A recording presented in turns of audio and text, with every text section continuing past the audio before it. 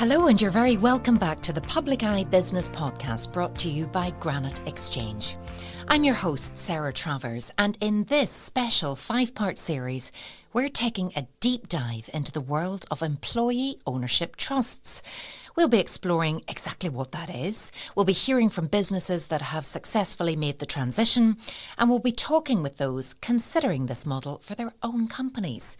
We'll also provide valuable insights from legal and accounting experts. And plus, we're really excited to feature a special guest later in the series from a prominent member of the Northern Ireland Executive to discuss how they're supporting employee ownership, and we'll find out what resources are available to businesses.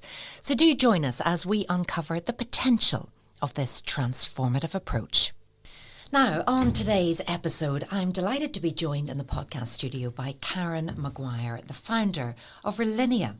Karen, how are you? Welcome to this very special podcast. Hi, Sarah. Thanks very much for having me here today. Now, before we get into the conversation, I'm going to give a little bit of background on Karen and indeed Relinea. So Karen is an accomplished entrepreneur and engineering professional. She founded Relinea in 2005, where she pioneered the use of glass reinforced plastic, or GRP, in the construction and utility sectors. As managing director, Karen led Relinea to significant growth by focusing on customer needs, on innovation and adding value even through challenging market conditions. Karen's commitment to innovation and excellence has driven the introduction of new products and processes, supported by collaborative work with academic institutions. Today, Relinea is recognised as a market leader with strong brand awareness and a growing European presence. In 2021, Karen transitioned to the role of Technical Director and Employee Ownership Mentor, where she continued to drive research and development while leading Relinea's transition to employee ownership. And eventually they became the first manufacturing company in Northern Ireland to do so. That is quite a journey, Karen, but I suppose initially, first of all, to give us a little bit of background into Relinea, why did you start Relinea? A bit of story. So my journey started really back in 2004, and I was working at the time with an American company who manufactured fiberglass or GRP alternatives to structural steel products such as grating. They would be doing profiles like angle and channel and beams and things to make platforms. And I was their representative in Ireland. Okay, and it was a new product. People didn't recognise it. They weren't familiar with it. So there was a lot of resistance, and added to that challenging work environment, the company that I represented, their customer service was extremely poor. And so for me, there was a lot of frustration. And eventually one day I just decided, something, I can do better myself. And so that's when we had a conversation around the kitchen table. Should I, shouldn't I? And eventually I just got to the point where I said, something, I'm going to regret this if I don't do it. And so I decided to move forward, resign and set up GRP systems as it was then. And I just wanted to be in a position where I'm very much kind of one of those people who's like, what's the worst that can happen? And brilliant. What a way to be. And so I decided I could live with the worst. So it's just we started that journey. And so I went to China to source materials and suppliers, and that was an experience. I had no experience of dealing with importing or anything like that. So everything was new and everything was a challenge, but it was exciting. It was a really, really exciting time. And we seen a number of suppliers out there, and we decided to go with one who we still use today. And that decision, I think, was really key to the success of the business, because I didn't choose that supplier based on price. It was based on quality.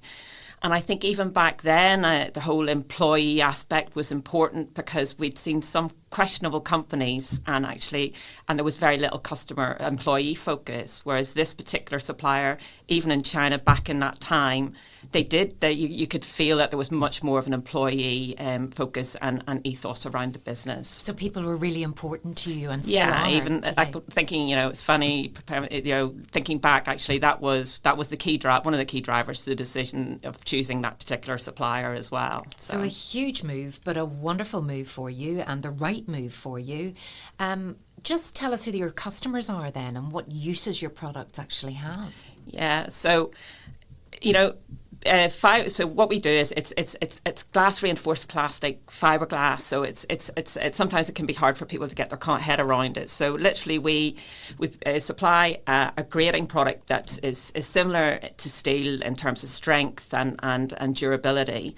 That is done in fiberglass, and there's also profiles like angle, channel, wide flange beam, again, that are look similar to steel, but are a fraction of the weight. Okay, they'll be about 80% lighter. And so there's huge benefits in terms of non-corrosion, weight reduction, ease of fabrication, okay? So in comparison to traditional steel products. So we would be supplying the likes of platform rooftop access platforms, platforms into water treatment works, into electricity substations. We're doing a lot of work on data centres and the pharmaceutical and the rail sectors. And where are you based? In Crumlin. So that's where the company was set up, and we're still there. And you've built your employee base as well. Yes, so we have grown steadily over the years. We now employ 35 people, and but my ethos was always to be organic in our growth, and I'm very much, it's like, I'm a risk taker, as I've said, but I don't like taking risks with people's jobs. So it's been very much as like, we bring on people when we're confident that business is sustainable enough to sustain that job. So that's how we've grown over that period of time. Well, it's been fabulous to learn a little bit about the journey and the company and the customers. But we've really invited you here today to talk to you about employee ownership. Now, talk to me about why you decided that this was the path that you were going to go on. Okay. I think from my perspective, the business had reached a point. I'm very kind of creative and innovative. I like new things. And for a long time, obviously when the business was starting and we were educating people, we had to be all things to all men. So it felt on many occasions that we were like reinventing the wheel every day, every week. It was like, there was no consistency in the products. It was hard, that was the challenge of getting the business to that point. We managed to get the business to that point. We have some really good product lines. There was, sales were coming in on a consistent basis. We were getting products specified, and I'm still trying to find the other, like new things to do and stuff. And I just really reached a point where I thought, actually, I think the business is at a level now where, there's other people in place that can take it on to the next stage. Okay, and so that really happened for me. Probably, my father had passed away, and in 2018, and I think this thought had been coming along my head. And I really, for me, when he passed away, he was my wingman. He was my big support. And when he passed away, it was very much the passion went, I think, to a certain extent as well. So there wasn't that same drive. So at the beginning of 2020, I started looking at options and considering options. So I met with some M&A companies, and I came away and the best way I can describe it is I felt a bit dirty. It just didn't feel right to me. I felt it was very disingenuous to the people that were still at the company who had helped me get the company to where it got to, and it just didn't sit right at all. But then COVID hit. Yeah, literally within weeks of these meetings, and I think it was an awful time for so many people. It was and it was extremely hard for the business. But I think what I came out of that was actually, I really am good in a crisis situation, and it gave me my passion back. Right, isn't that interesting? So, and it was like, this was like, it's a challenge, and it was a challenge. but then coming through that and coming, a couple of years later, my mum unfortunately passed away, and it just made me rethink again where I was and what my future to be. And I just felt it wasn't going to be with Relinea. I just felt that I needed to explore other options with my life, and so I was back again to an exit, a potential exit. I have no kids, so there was a succession issue within the business. I looked at a management buyout. It wasn't really on the cards for affordability issues. So during some of those M&A meetings, the employee ownership trust model had been mentioned. I had never heard of it, and then I started to explore it. And the more I explored it, it was like, actually, this is just so much in line with my values. It ticks so many boxes for me, and it helps me reward those that helped us get the business to where it got to. So you made the move, but how difficult was it, that transition? And, you were pretty much a pioneer here. I think there was maybe one company before you. You were the second in Northern Ireland to do this. Yeah, White Ink Architects were the first company, and they had transitioned about 6 months before us, but I didn't even know when we were looking at this, that was happening. And we're very much in the market in my manufacturing sector. So it was, I'd spoken to Claude at White Ink, and to obviously just to get his feedback and things like that on it. But, I think it's just different sectors and different policies kind of apply from that, how it looks at the other side. This was an unknown for you. Now, we know you like that challenge, but you're again thinking about your employees and how is this going to work? So how did it work? Right. The process, for me, it was, obviously, I need to understand how things work and how, and I did a lot of research basically into the old EOT model. The issue for me was that there was no community here to connect with. And secondly, I was trying to do this during COVID. So I wasn't really able to go out and meet companies that had gone EOT. All our meetings were virtual. And you miss something in that virtual world. And so definitely that was a huge challenge. But I think once I was on the track, I was on the track, basically. And the other companies you were talking to, were they primarily in the UK? All in England, really. Yeah. And, the way we are here is different. It's smaller companies. There's much more of that family ethos and things like that. Whereas it feels different in England. And when you're talking to these companies, and you just kind of you talk to them and you feel like, is that possible for us? Can I apply that to us as well? But in terms of the transition, the process, it is a process. So, and it's, from that point of view, it's relatively easy, and I like processes, so we can work our way through. For us, the challenge has been the other side, is when we have transitioned. That's a whole different kettle of fish. So what does it mean then, really? Does it mean that you, as the founder, as the managing director, that you step back, but you're still involved, and then, how did that feel for you? Okay.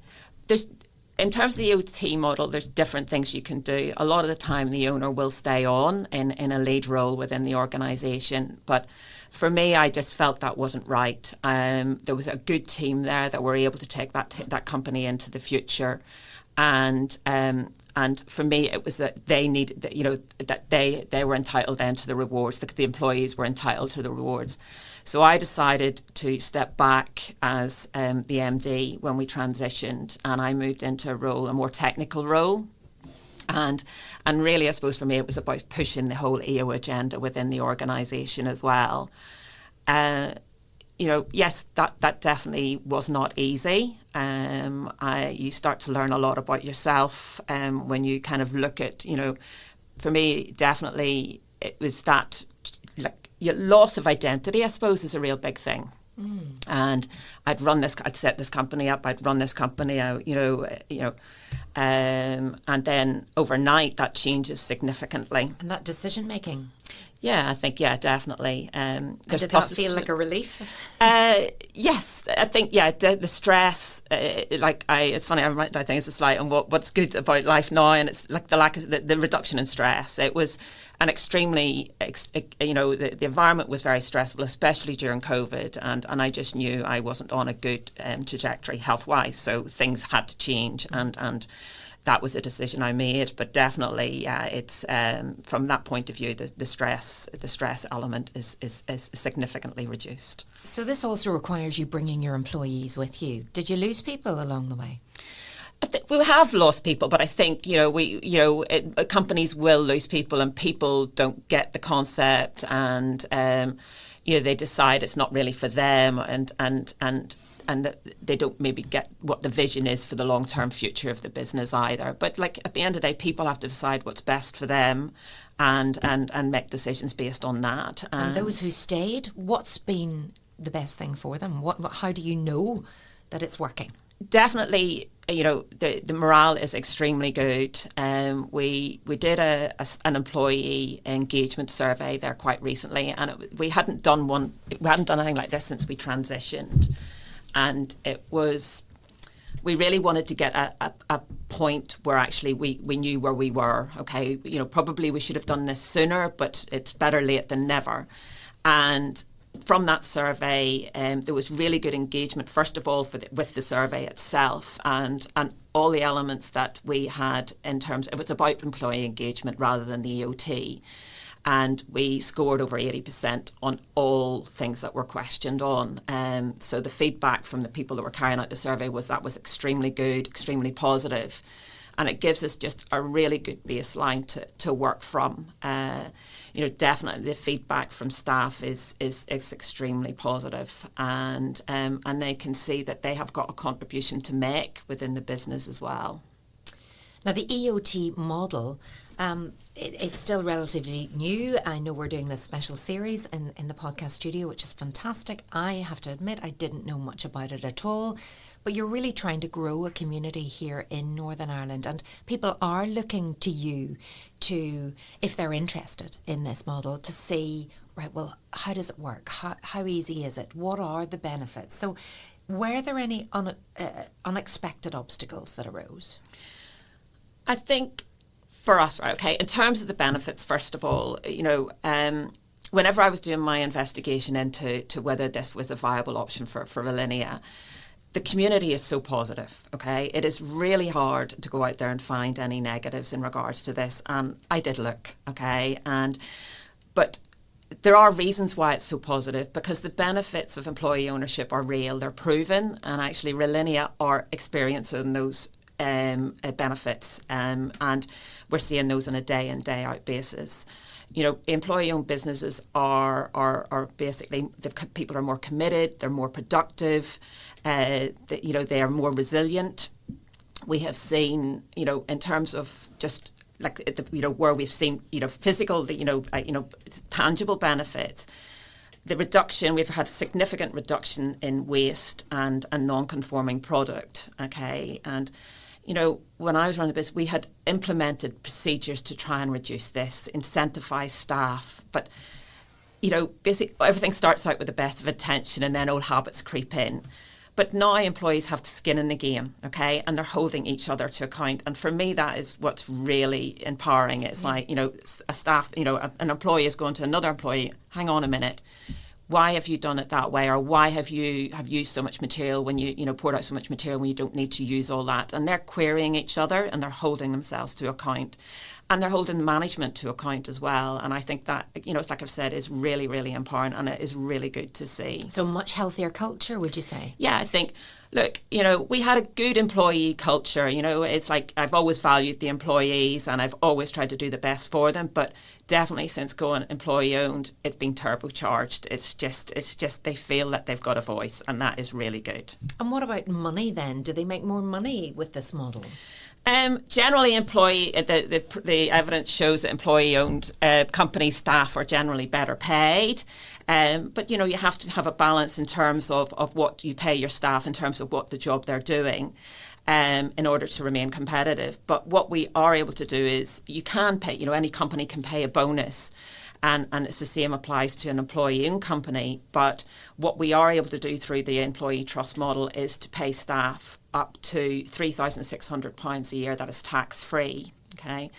And that was one of my big motivations when I was setting up the transition agreement for exiting the business, that I wanted to ensure that staff could avail of that at least until my buyout period happened.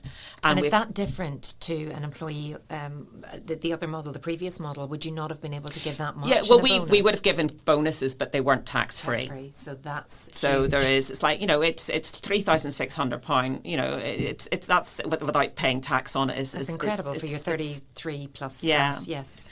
And we don't, so we've been able to pay that basically every year since transition. And one of the criteria I laid down as well in terms of the payment of that, so there's qualifying criteria. So if you are over 2 years employed, you get 100% of it. If you're more than 1 year, then you get 50%. And it is the same, we give to the same amount to all staff, regardless of what their level is in the company. Now, in terms of running the company, you've talked about, improvements in less waste, but I'm wondering, do they get involved and do the employees get involved in the finance side of things and the tax side of things as well? Not really. There's a bit of confusion. It's like it's like when a company goes employee owned, that the employees then run the show. Yeah. Okay. Very little changed at Relinea, apart from me stepping down as MD and our operations director stepping up as MD. Okay, so in terms of the day-to-day running of the business, very little changed. Okay, there is still, I suppose one of the things that we had to do, and that was one of the the challenges, was I had gone from a single shareholder to having to set up a trust board and a board of directors. And that was one of the key challenges in terms of we were moving towards this kind of base where involving more people, and so that was one of the big hurdles that we had to deal with initially. Okay, and how difficult was that? It was hard because we'd initially hoped that somebody would come into the business and would come in as the independent trustee on the trust board who had some experience of employee ownership, but unfortunately they weren't able to do that for us. So everybody in both boards, not one of us had any idea of what an employee-owned business looked like or how it should be run, and that has been a real challenge, I think. One of the issues that, one of the mistakes I think from my perspective that we made was that we didn't have enough conversations about what it would look like on the other side. Everybody's perception of what employee ownership looks like is different. Mine is different from our new MDs, can be different from some of the employees. And I think we should have had more of those conversations. And this is where I think it's really important about creating this community. Mm-hmm. If we can build on this community that Aidan O'Neill and the DLD Fund are actually in the process of trying to set up and are really active in, is for us, for me definitely, is really key to the success of this model within Northern Ireland. That would have made a huge difference, and you perhaps will be that perfect mentor for other businesses as well. What advice then would you give to other business owners considering a transition? Maybe they're hearing about it for the first time today, or maybe it's something that they have been, like you, looking at for a long time. What would you say? Speak to as many companies that have gone employee-owned as you can. Go and visit the companies. I think that's definitely something we weren't able to do, because when you go and visit them, then you can speak to the people who are running the company, but you also get to speak to the employees. Yeah. And find out the impact that it's had on them, what they have done, how they've brought on employee engagement. That would be a critical factor. And also, if somebody is actually considering this and not too sure about it, the DLD Fund are supporting, there's a grant available through them, and they're offering a feasibility study where they get an expert to come in and they look at the business to see, what options are for their exit and if the OT model could work for them, and then also look at financials. Brilliant service. It is really, really good. And I think it just gives people that bit of confidence that actually, and it gives them more information too, and about what other options are available. And then at least then they have got all the information sitting in front of them. Talk to me about growth and performance since the move to an EOT. Okay. It's been really good. We were a good company and are still are a good company, profitable, but since moving to employee ownership, definitely we've seen a 20% increase year on year on sales. But the big factor in that, we've maintained our margin. Okay, and definitely a lot of that is through, like I've mentioned, waste reduction and a significant reduction in errors. But also, I think, new broom and all that. It's like, it's change. There's change there, and I think, definitely the company are now concentrating very much more on what they do, rather than reinventing the wheel every day of the week, so to speak. But I knew the management team were in a really strong position to drive this company forward, and that's basically what's happening. A 20% increase in sales year on year. Do you think whenever you're going out to your customers, are they interested in the employee ownership trust? Is that something that they think, oh, I like buying from these people? I suppose initially I think there is a concern what's going to change. For any customer, there is a real big concern about when there is a change at the top and a change in the structure of a company, how is it going to impact them? And for us, there was a communication element there that we communicated to not only our staff but to our customers as well about, look, nothing changes here. This is much better than a third-party sale because the culture and the ethos of the company stays the same. We're very much customer focused, and we're still very much customer focused. The customer is we don't exist without our customers. So that was a big element in terms of what we, in terms of those the initial move over. But yeah, it's I think I was asked a question of what changes, and it's up to you what changes, but very little can change if you want it to be like that. Karen, how important is it to involve employees in the transition process, and what strategies did you use to ensure their buy-in?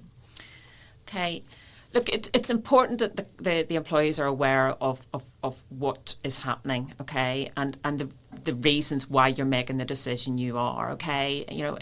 Any change can, it brings up a lot of emotion and a lot of concern for people, and from our perspective, it's about getting the communication out there that actually, things weren't going to change really that much, okay? I'd be moving down and eventually out of the business, but in terms of the day-to-day, things were still going to pretty much stay the same. The culture that we had, that is Relinea, okay, would stay the same, definitely initially. In terms of how we communicated that, we brought in when the person that was helping us through the transition. We arranged for all the employees to go to a local club, and we had food and stuff, and then I got up and I said what my where I was, and they all knew my personal situation and things as well, so they were familiar with that. And then Andrew then got up and then he explained what was going to happen. Okay, I had said, like, we were planning on selling. I was planning on selling the business, but it was going to be to them through a trust model, and he went into a bit more of that. But to be honest, it was a bit over their heads. It really was, because it was so new. Nobody else had done and it's this. like, what the heck does this mean? Blah blah blah. But I think definitely, the big selling point on this here is the for employees is the bonus. Is that £3,600 tax-free bonus, and that is a big thing. And so that's why it was so important for me to make sure that was that the company could afford that ongoing, on an ongoing basis if we kept things at a consistent, even at that level that we were at back at 2 years ago. So that, that's where we, in terms of the communication and in terms of staff, and then obviously there was the communication with with our customer base and our suppliers as well. And it's making sure they're kept in the loop and informed that things are going to stay pretty much the same. And looking at your long-term vision now for Relinea, how do you see it in 10 years, and where will you be? Where will I be? That's the $50 million question, I suppose. I think for me, look, I created a company that now employs 35 people, okay? It supports their families and it supports the communities that they live in, okay? And the reason why I chose the OT model was because we just, like we are based in Crumlin, we have good experience of what happened with chain reaction cycles, okay? And it had recently been announced, but just when I was transitioning, that they were closing the warehouse in Doug. And that's a loss of 300 jobs in the local area. And I just did not want to see that happening. We're not on the same level, but I just didn't want to see those jobs going elsewhere. So, that was huge motivation for me to go down this route. And really it was, for me, it was about Relinea continue to thrive and to invest in its staff and its and in the community that it's in. And so I believe that the deal I created in when we went to EOT puts Relinea in the best position to achieve that goal, to make sure that we are sustainable in the long term and to increase employment and increase those support for the families and communities. But now it's up to the employees. As the owners, they now have the responsibility of taking that company into the future. And we've seen how, you've improved, you're measuring engagement, and you've seen that, staff are 80% engaged. But what are they saying to you? What are they talking to you about? Look, the vibe is really good. It's just that they're like, people are happy. That people that feel valued in their job, and they feel that they have a voice and that their voice means something. I think another aspect for me as well is that about the impact it's had on the community as well. They're wanting to engage with what's happening. They feel that there's something there that they can put out into the community too. Okay, so it's not just clocking in, clocking out. No. There's much more fully engaged behaviours, I suppose, which is wonderful. And are you proud of what you've achieved? Yeah, I am. Yeah. What's been the most rewarding part of all of this? Because you could have walked away and thought, that's just too hard. Selling, for me, it was never just about, selling the company and taking the money and running, okay? It was, because I think there's other options that were available that I could have chosen. The employee ownership trust model initially it's on paper. It's like I mentioned at the beginning, it is a process. So it's less disruptive to the company. So getting through to that in terms of the exit is less disruptive. It's good for the company. But also at the other side, it means that you can, I can still have as much involvement, as I want up to a certain extent. But we are getting to a stage now, it feels like a bit like I'm the mother-in-law in the house, and I think the kids are going, the married couple are right, move on, Karen.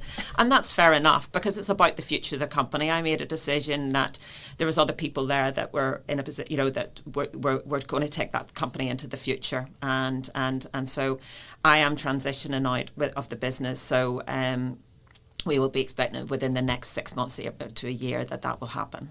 But leaving a fabulous legacy. And how do you see the role of employee ownership evolving in Northern Ireland's manufacturing sector then? I would really love to see this as an exit option, okay? Northern Ireland is just full of fantastic, really successful family-run businesses, and for maybe one reason or another, they're considering a succession or an exit. It may be that some family, the next generation isn't really willing to take on the business, and I really would love for them to understand and know that the OT is an option on the table, okay, and that they're aware of it, okay. Up until, I wasn't aware of it, and there's so many people in any conversations that we have who aren't aware of it, and that's a shame, because the risks to these really good businesses going forward, and then if they're being sold to third parties from outside Northern Ireland, is there's a risk of those jobs going, and that doesn't benefit the community, in general. And I think in the long term, I think the OT model is something that is very viable, and is a good model. It's not a compromise. It can be as comparable to any other sale options, and you get the benefit that something that you've helped to create or sustain is there for the long term. Is it a model that works for a startup, like starting from scratch, or do you have to build that employee bank, obviously, before you can do this? The startup model really doesn't work for this, because it's the way, the exit generally tends to be funded is through profit. Okay, so if there's no profit, there's no way of funding the exit. An alternative to the exit funding that exit could be through loans, but if you're a startup, you're not going to get loans. So even from a financial perspective, it's difficult for a startup to go down that route. And you need a management, you need a team there that's in a position to be able to take the business on, okay? If you, as a founder, are maybe not, not willing to do that. So there's different aspects that would make it viable from that perspective. And I suppose just before we finish today, Karen, I'd love to just ask you a final question about the key lessons that you've learned that you would like to share with others now. As I've mentioned, look, if this is being considered as an option, definitely, speak to companies that have been through the process, engage with Aidan O'Neill and the DLD fund. Aidan, like I've mentioned, is the work he's doing is great, is incredible, and he is in the process of setting up a community, and I think the support from that is going to be immense. And we like talking to people from here. We can learn. We feel like we've got more in common with each other, and I think we can be a bit more open with each other as well. So hopefully, as that progresses, that community builds, that will hopefully, give more people an avenue to learn more about this system, this model. Well, Karen, thank you so much for joining us today and sharing your experience of employee ownership trusts. Huge lessons there to be learned, and congratulations with everything that you've achieved and everything that you plan on doing in the future. Thanks so much for tuning in again, everyone, and we'll be back again with another special episode exploring employee ownership trust. We'll be taking another deep dive in the next episode. This podcast was recorded in Granite Podcast Studio. Interested in starting up your own podcast but don't know how? Granite Podcast Studio can help. Record your podcast in our state-of-the-art studio, which is based in the heart of Newry City. Our studio has cutting-edge and user-friendly technology and can seat up to 4 people. We also provide an editing service for our team, using your guidance and editing notes to provide you with a flawless finished product, leaving your listeners wanting more. For more information on how you can get started, visit www.granitepodcaststudio.com.